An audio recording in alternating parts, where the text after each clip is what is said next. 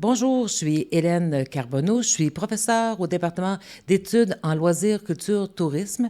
Deuxième carrière après plus de 20 ans passée comme récréologue au sein du réseau de la santé et à travailler sur l'inclusion, ce qui m'a amené à développer le groupe interdisciplinaire de recherche sur l'expérience inclusive de loisirs, dont je suis actuellement co-directrice. Mon loisir préféré, c'est la natation. Je vis un énorme bonheur, notamment à aller nager dans des lacs.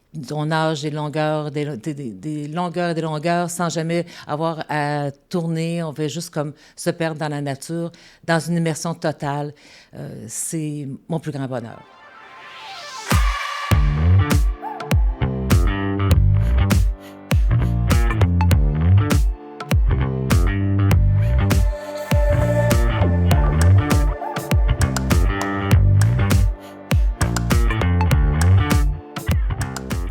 Ce qui est porteur actuellement, c'est l'espèce de, au niveau de l'inclusion des personnes en soins de handicap, c'est jamais qu'on ne parle plus d'intégration. On va parler d'inclusion, on parle d'expérience inclusive, et ce concept-là, il est de plus en plus partagé.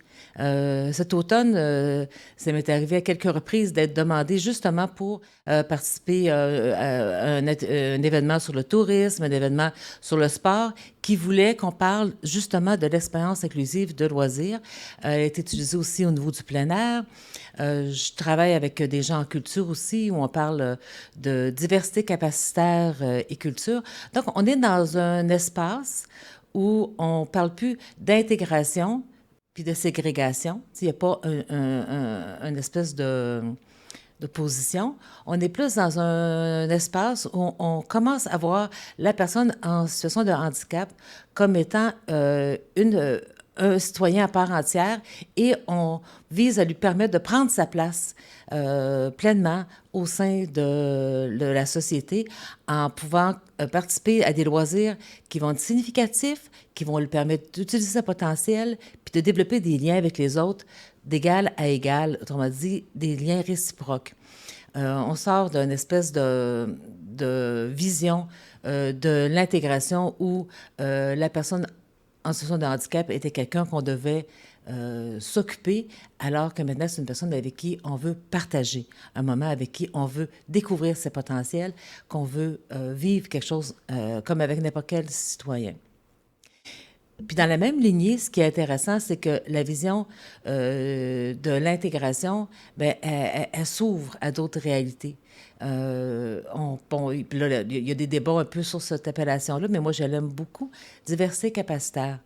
On a tous des diversités capacitaires, en fait. On est tous sur un continuum où, tout dépendant d'où on est, on aura plus ou moins d'incapacités, et on doit être vu en fonction des capacités qu'on a. Et c'est ça, diversité capacitaire, c'est reconnaître que la personne en situation de handicap n'est pas qu'une somme d'incapacités, elle est aussi un réservoir infini de potentiel. Comme n'importe quel individu, et en élargissant la vision de l'inclusion, en considérant aussi l'importance d'intégrer les gens, en tenant compte aussi des différences culturelles, des différences d'origine, comme les immigrants, les personnes des communautés autochtones, et tout ça, leur réalité, prendre en compte les réalités de tous, les accepter et vivre avec la différence, plutôt que de mettre en lumière ces différences-là.